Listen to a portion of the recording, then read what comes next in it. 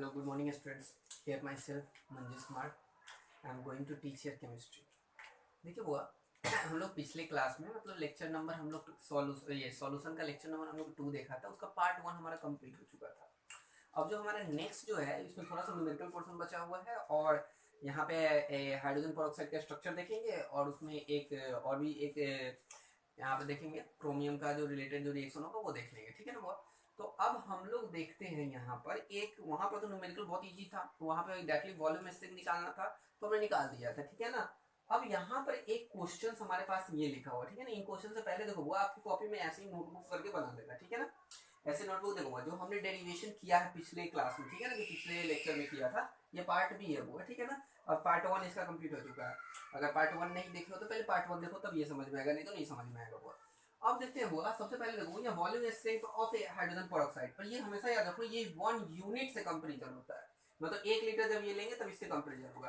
तो यहाँ से मोलारिटी इक्वल टू क्या होगा y, और y यहाँ पर क्या होता है वो y जो होता है तुम्हारा वॉल्यूम ऑफ, ठीक है ना, वॉल्यूम ऑफ O2, ठीक है ना। O2 प्रोड्यूस्ड या O2 प्रोड्यूस बाय डिकम्पोजिशन, ठीक है ना, बाय डिकम्पोजिशन ऑफ 1 लीटर, ठीक है ना, by decomposition of 1 litre of H2O2। समझ में आ रही है, यही H2O2 के 1 लीटर डिकम्पोजिशन से यहाँ पे मोलारिटी क्या होगा y, मतलब ये भी क्या होगा वॉल्यूम, तो y अपॉन इतना मोलारिटी निकल जाएगा। यहाँ से डेंसिटी नहीं, पहला ये दूसरा ये, देखो याद करने का 11.2 एक और में याद हो जाएगा, इधर देखो सब में 5.6 तो इस दोनों को पहले याद करो। पहले मोलारिटी पहला नंबर में लिखोगे तो मोलारिटी, दूसरा नंबर में डेंसिटी पढ़ेंगे, तीसरा नंबर में नॉर्मलिटी पढ़ेंगे, चौथा नंबर में स्ट्रेंथ पढ़ेंगे, पांचवा नंबर में हम लोग वेट बाई वॉल्यूम परसेंटेज पढ़ेंगे। तो ये हमारे पास फॉर्मूला है, ठीक है। वाई बाई इतना क्या है तुम्हारे पास y बाई 5.6 और यहाँ पर कितना हो गया वो strength equal to y upon 5.6 into 17। तो हमारे पास ये जो है ना को नोटबुक में आप इसको बढ़िया से ऐसे नोट करके अलग-अलग पेन से, ताकि आपको याद रहे, ठीक है ना वो। चलिए अब इस क्वेश्चन को करते हैं। वो देखो यहाँ पर सबसे पहले इसको ओमिट करना पड़ेगा, ठीक है ना, मिटाना पड़ेगा। चलिए देखते हैं वो। अब सोचो वो यहाँ पर हम लिख देते हैं, जो जो मिटाते हैं वहां लिखते चलते हैं ताकि आपको भूलिएगा नहीं। n इज इक्वल टू क्या होगा y अपॉन 5.6, ठीक है ना वो। और यहाँ पर m इज इक्वल टू क्या होगा वो y upon 5.6 n is equal to 5.6 n is equal to y upon सही है, n is equal to molarity is equal to कितना होगा y upon 11.2 y is equal to 11.2।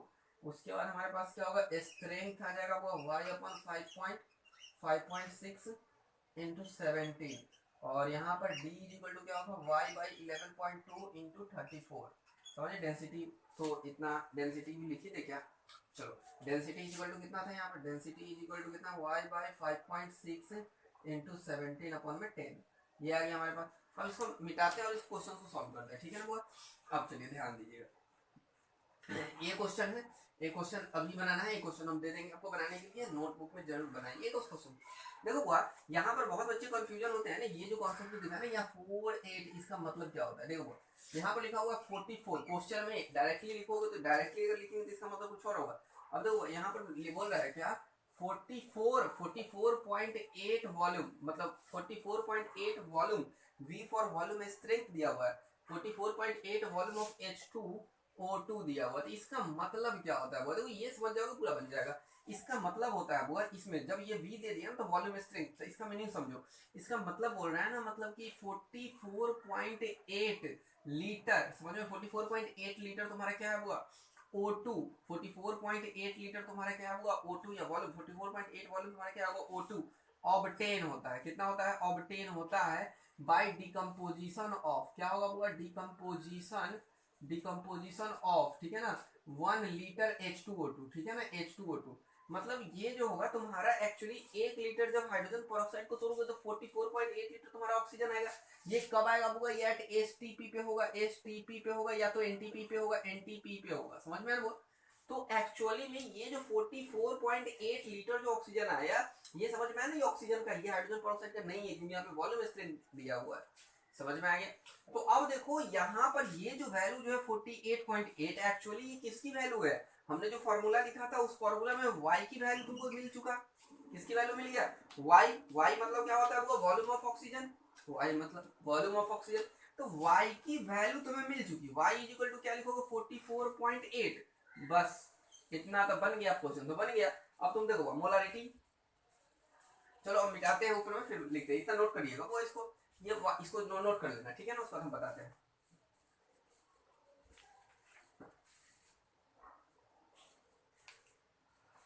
चलो नोट कर लिया हो गया वो। चलो अब देखो क्योंकि एक बार में सारा चीज बन जाएगा यहाँ पे। तो y का वैल्यू तुम्हारा कितना आ गया 44.8। तो अब इसको मिटा देते हैं, अब क्वेश्चन सारे को सॉल्व कर लेते हैं। देखो यहाँ पर क्या है, y की वैल्यू तुम्हें कितना दिया होगा 44.8, ठीक है ना। ये दिया हुआ है, या यूनिट लीटर लिख सकते हो, या यूनिट कोई जरूरत नहीं पड़ेगा। चलो अब सबसे पहले तुमको निकालना है मोलारिटी। सबसे पहला नंबर में निकालना तुमको मोलारिटी। मोलारिटी मोलारिटी क्या होता है बुआ, molarity m m is equal to क्या होता है बुआ, देखो y अपॉन में 11.2 वैल्यू पुट करो। y की वैल्यू कितनी है 44.8। 44.8 अब यूनिट इसमें रहता है वो पहले ही से, ठीक है, तो यूनिट में कंफ्यूज मत होना, ml को फिर लीटर कर देना। तो यहाँ क्या होगा 11.2, अब इसको काटोगे तो कितना होगा, देखो 4 टाइम्स में कट जाएगा, मतलब 4 मोलारिटी तुम्हारा आंसर आएगा। अगर तुम्हारा बुआ हाइड्रोजन पेरोक्साइड 44.8 वॉल्यूम दिया हुआ है तो उसमें तुम्हारा मोलारिटी कितना आएगा 4 मोलारिटी होगा उसमें, समझ में आया बुआ। अब देखो बुआ 4 मोलारिटी होता है H2O2 हाइड्रोजन पेरोक्साइड का। दूसरा में हम लोग देखेंगे बुआ, दूसरा में हम लोग क्या निकाले, मोलारिटी के बाद क्या है, देखो 11 वाला डेंसिटी निकाल दो। तो डेंसिटी इज इक्वल टू क्या होता है बुआ, देखो डेंसिटी। दूसरा में, अच्छा दूसरा में नॉर्मलिटी निकालना है, नॉर्मलिटी निकालते हैं बुआ, सॉरी नॉर्मलिटी। नॉर्मलिटी का फॉर्मूला देखो, नॉर्मलिटी इक्वल टू क्या लिखते हैं y अपॉन 5.6, y अपॉन 5.6 जो फॉर्मूला है उसी का पुट करते हैं, क्योंकि फॉर्मूला का डेरिवेशन सारा हम लोग कर चुके हैं। तो अब y की वैल्यू कितना है 44.8 डिवाइडेड बाय 56, देखो 5.6, समझ में आया 5.6। अब इसको काटोगे, देखो हुआ अगर ये कैसे कटेगा तो इसमें दिमाग लगाओ, अगर मान लो इसको 2 से मल्टीप्लाई नीचे कर दो तो ये 11.2 हो जाएगा, और ऊपर भी 2 से मल्टीप्लाई कर दे तो देखो अगर 2 से करोगे तो फिर ऊपर वाला आ जाएगा, देखो वहां पे क्या होगा 44.8 इंटू 2 ही रहने दो, नीचे में क्या करो इसको मल्टीप्लाई करो तो 11.2 हो जाएगा, और ये तो 4 टाइम्स कट जाएगा, मतलब तुम्हारा क्या होगा 8 नॉर्मलिटी आ जाएगा। कितना आ जाएगा तुम्हारा बुआ 4 टू 8 नॉर्मलिटी। क्या समझ में आया, नॉर्मलिटी कितना आ गया 4.8 आ गया नॉर्मलिटी। अब उसका तीसरा नंबर तुमसे क्या पूछ रहा है, स्ट्रेंथ पूछ रहा है। थर्ड नंबर में तुमसे पूछ रहा हुआ स्ट्रेंथ, जैसे जैसे निकाल रहे हैं वैसे वैसे भी निकाल। चलो स्ट्रेंथ एस क्या होता है बुआ, एस देखो एस में बोलता है क्या y बाई 5.6 इंटू 17, y में 5.6 इंटू 17, एस यही है। तो अब देखो वो इसको निकालते हैं, चलो तो y बाई 5.6 का वैल्यू देखो y अपन 5.6 वैल्यू पुट करते हैं, ठीक है ना। तो y की वैल्यू कितनी दी है 5.6, y में कितना होगा 44.8 डिवाइडेड बाई 5.6, मतलब ये देखो 11.2 तो मतलब ये 8 टाइम्स तो कट जाएगा, समझ में आया, ये 8 टाइम्स कट जाएगा, और इंटू में 17, समझ में आया, ये कितना कट जाएगा 8 टाइम्स कट जाएगा, तो इंटू में कितना हो जाएगा 17, तो क्या होगा अब इसमें 17 8 का कितना होगा बुआ, मतलब 17 का 136, तो 136 स्ट्रेंथ का यूनिट क्या होता है ग्राम पर लीटर, क्या होता है इतना ग्राम पर लीटर, सबका यूनिट भी लिखते चलोगे, यहाँ पे नॉर्मलिटी मोलारिटी यूनिट हो गया, तो यहाँ पे तुम्हारा थर्ड नंबर भी बन गया।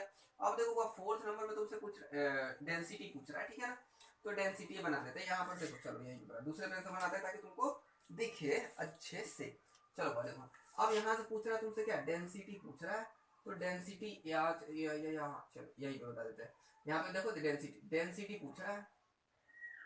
चलो डेंसिटी जब पूछे तो डेंसिटी का फॉर्मूला क्या लिखे वो हम लोग y by 11.2 y upon 11.2 into में 34। चलो वैल्यू पुट करते हैं हुआ, तो वैल्यू ये फोर्थ नंबर बता रहे हैं यहाँ पे, फोर्थ नंबर समझ में आया ना, थर्ड यहाँ पे, अच्छा ये रोमन नंबर में लिखो। चलो तो y की वैल्यू कितने 44.8 डिवाइडेड बाय 11.2, समझ में आ रहा है 44.8 अपॉन में 11.2 मल्टीप्लाइड बाय 34, मल्टीप्लाइड बाय 34, तो इसको काटोगे तो 4 टाइम्स में कट जाएगा कि नहीं। तो अब यहाँ पर क्या आ जाएगा वो, इसमें देखो इतने में कितना आ जाएगा 4 4 जा 8, कितना आ जाएगा 4 4 जा 8, और यहाँ पर तुम्हारा क्या आ जाएगा वो 4 4 जा 8 हो गया, और यहाँ पे कितना होगा 12, मतलब 128, कितना आ जाएगा डेंसिटी तुम्हारा 128, ठीक है ना, 128 ग्राम पर लीटर हो जाएगा, इसका यूनिट क्या हो ग्राम लीटर हो जाएगा, समझ में आया। अब इसको तुम चेंज कर सकते हो ग्राम को केजी में भी कर सकते हो। अब फिफ्थ नंबर में तुम्हारे पास क्या आ जाएगा ना, ठीक है ना, अब फिफ्थ नंबर में यहाँ पर तुम्हारे पास क्या आ जाएगा वो देखते हैं, ठीक है। हाँ फिफ्थ नंबर में, चलो फिफ्थ नंबर में चलो फिफ्थ नंबर में तुम्हारा कितना होगा डेंसिटी हो गया। चलो फिफ्थ नंबर तुमसे पूछा W by we percentage, W by we percentage, इसका फॉर्मूला क्या होता है होगा W बाई वी परसेंटेज का, W बाई वी, अच्छा W बाई वी परसेंटेज का फॉर्मूला तो हमने लिखा है, अच्छा थोड़ा सा 1 minute, W by we percentage क्या होगा, एक्स अपन 5.3 17 अपॉन 10, ये वो परसेंटेज ये डब्ल्यू बाई वी का होगा ना, डब्ल्यू बाई वी का था, सॉरी इसके लिए percentage of W by V, तो हमने क्या लिखा y अपॉन में 5.6 इंटू में 17/10, ठीक है ना, ये ऐसे कर देते थोड़ा। चलो अब यहाँ पर ये तुम्हारे पास फॉर्मूला था, चलो अब इसमें जब वैल्यू पुट करते हैं वो, ठीक है ना, देखो वैल्यू पुट करते हैं तो यहाँ पर हमको लिखते हैं y का वैल्यू कितना होगा 44.8 डिवाइडेड बाई 5.6 इंटू 17 अपॉन में 10, तो उसको काटोगे तो 8 टाइम्स में कट जाएगा, तो ऊपर में कितना हो जाएगा वो 136/10 इज इक्वल टू हम लोग कितना लिखेंगे होगा, मतलब 13.6%। क्या समझ में आया, ये चारों क्वेश्चंस बन जाएंगे, तुम्हारे पूरे सॉल्यूशन क्लियर होंगे, कहीं भी डाउट हो तो बताइएगा बहुत। ये फॉर्मूला था, यहाँ पे डी हम लिख देते गलती से, सॉरी उसके लिए। अब देखो यहाँ पे क्या होगा, डब्ल्यू बाई वी परसेंटेज हो गया, ये फॉर्मूला को लगाना है, पुट करना, सॉल्व हो जाएगा क्वेश्चन। तो अब देखो इस कॉन्सेप्ट में है, मतलब कि वॉल्यूम स्ट्रेंथ का एक भी क्वेश्चन ऐसा नहीं है जो आप सॉल्व नहीं हो सकता, you can solve each and every question, समझ में आया ना बोल, you can solve each and every question, whatever the question will you get, you can solve it because you know all the depth concept what it has been taught or what it has been in their concept। तो यहाँ तक समझ में आया। तो अब हम लोग देखते हैं, ये खत्म हो गया। अब मान लेते हैं वो यहाँ पर ये क्वेश्चन दिया हुआ, ठीक है ना, इसी क्वेश्चन के जगह पे ये आपका एच डब्ल्यू हम एक कर देते हैं, जो आपको नोटबुक में डाल के मतलब नोटबुक में बनाना है। तो ये 40 यहाँ पर इतना आता, अगर मान लेते हैं बुआ यहाँ पर हम 50, ठीक है ना, 50 वॉल्यूम दे दे H2O2 का, तो अब इसमें बताइए मोलारिटी, नॉर्मलिटी, स्ट्रेंथ, डेंसिटी और वॉल्यूम। देखो बुआ इसको कैलकुलेशन करोगे, इसमें डेसिमल फॉर्म में भी आएगा, you can also use the calculator if you needed, ठीक है ना, क्योंकि अपना से लिया हुआ ये कटेगा नहीं, ठीक है ना। 50 वॉल्यूम ऑफ H2O2, तो ये HW में क्वेश्चन हो गया, इसे सॉल्व कर लीजिए HW क्वेश्चन, और उसके बाद पहले इसको नोट कर लीजिए, फिर आगे बताते हैं।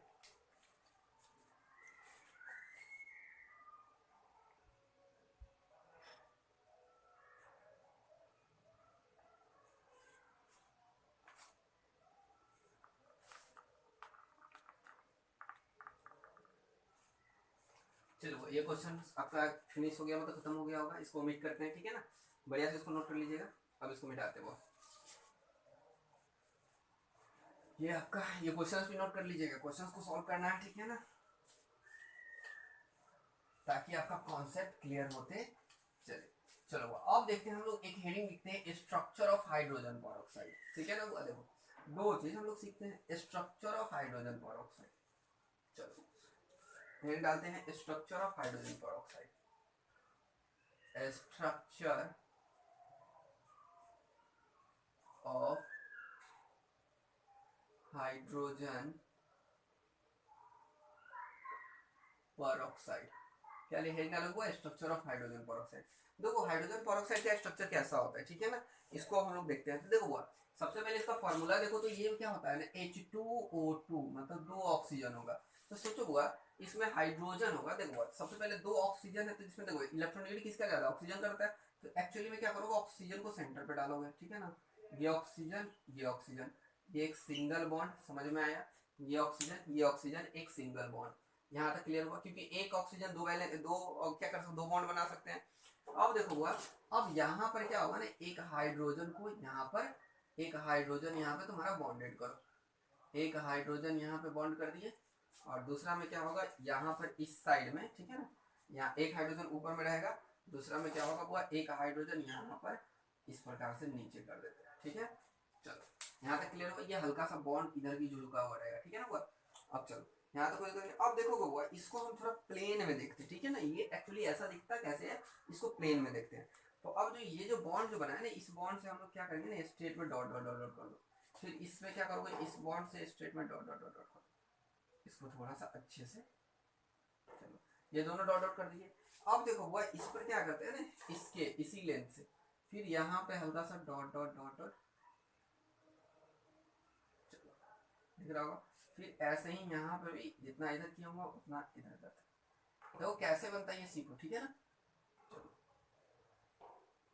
ऊपर में हो गया, अब देखो ऊपर में इतना हो गया, अब फिर क्या करेंगे, नीचे साइड से, इस साइड से,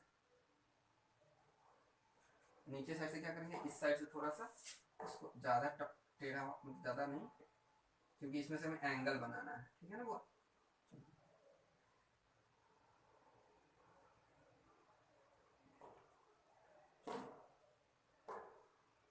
देखा बन गया। चलो ये कैसे बना समझ में आ गया ना, मतलब कॉपी का पेज होता है ना, उसी कॉपी का पेज को जैसे मान लो कि हम लोग ओपन कर दिए।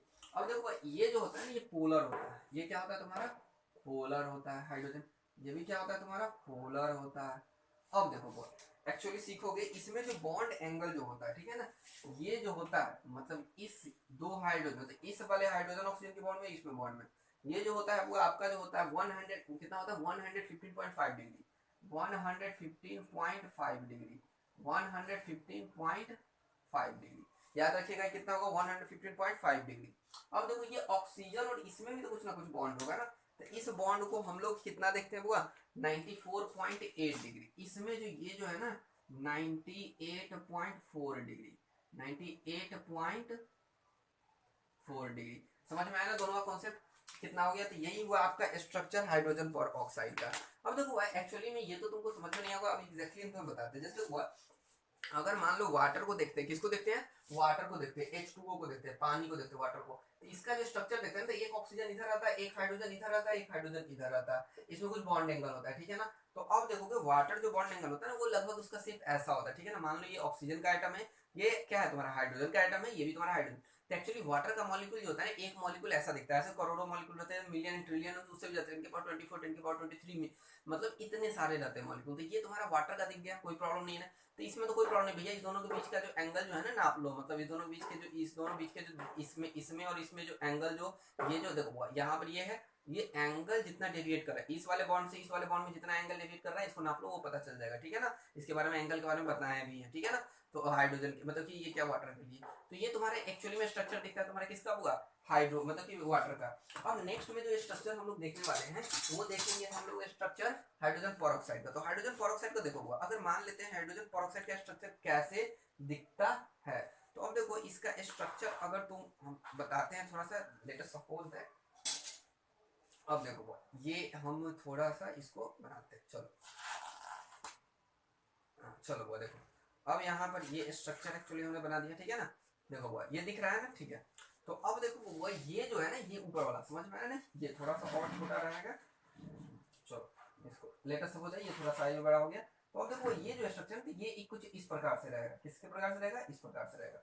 अब देखो वो इस देखो ये वाला और ये वाला बॉन्ड तुम 3D में फोटो में देखो, देखो हम थोड़ा मार्कर से बता रहे हैं ना, ये देखो ये वाला और ये वाला बॉन्ड, ठीक है ना, ये और ये वाला बॉन्ड कितना होगा, मतलब कि oxygen oxygen bond, oxygen hydrogen bond, इसको क्या बोलेंगे oxygen oxygen bond, oxygen oxygen bond और ऑक्सीजन हाइड्रोजन बॉन्ड, इसका होगा 98.4 डिग्री। समझ में आ रहा है ना 94.8 डिग्री, यहां से लेके इस वाले पोर्शन तक। देखो वो यहाँ पे ये वाला बॉन्ड दिख रहा है ना, इस वाले से ऐसे रोटेट करके ऐसे जब पहुंचा होगा तो इसका एंगल कितना होगा 94.8 डिग्री। देख लो ऐसे करके जो इस वाले बॉन्ड से जो इस वाले ऐसे पहुंचा होगा उसका कितना होगा 98.4 डिग्री एंगल। समझ में आ रहा है, मतलब ऑक्सीजन ये क्या ऑक्सीजन का एटम, ये हाइड्रोजन और ये हाइड्रोजन, तो ऑक्सीजन ऑक्सीजन ऑक्सीजन हाइड्रोजन में जो बॉन्ड एंगल होगा वो 98.4 डिग्री होगा। यहाँ तक समझ में आया ना। अब देखो वो अब एक्चुअली में ये क्या है समझ में आया ना, तो देखो वो अब ये तो ऑक्सीजन, अब देखो ये एक मान लेते हैं क्या ना, जैसे ये कॉपी है, ठीक है ना, जैसे देखो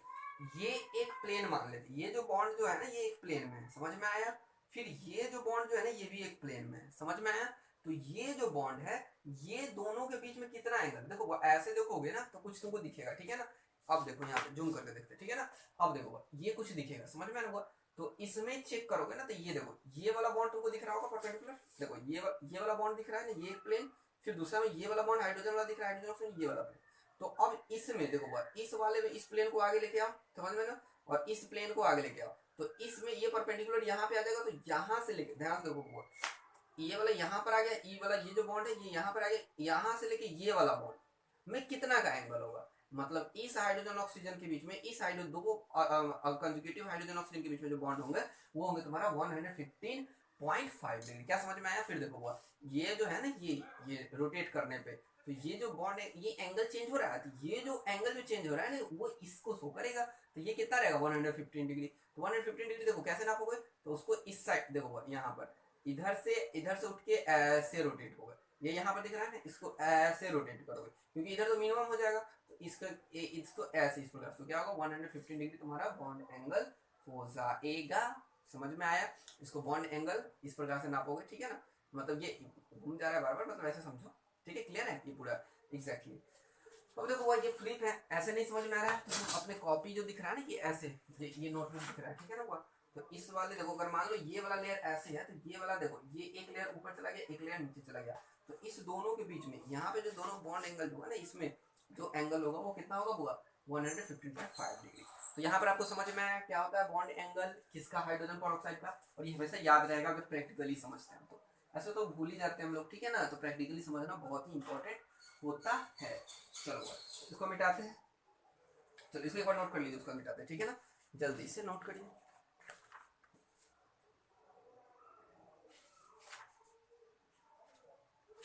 चलिए अब नेक्स्ट में देखते हैं टेस्ट ऑफ हाइड्रोजन पर ऑक्साइड, छोटा सा एक टॉपिक लिखेंगे, ये खत्म ही है।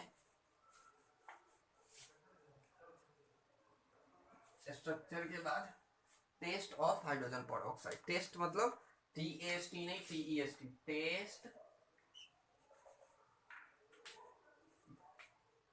Test of hydrogen peroxide. अब देखो टेस्ट ऑफ हाइड्रोजन, इसमें एक ही है ना, हाइड्रोजन पर ऑक्साइड, हाइड्रोजन पर ऑक्साइड reacts with टाइटेनिक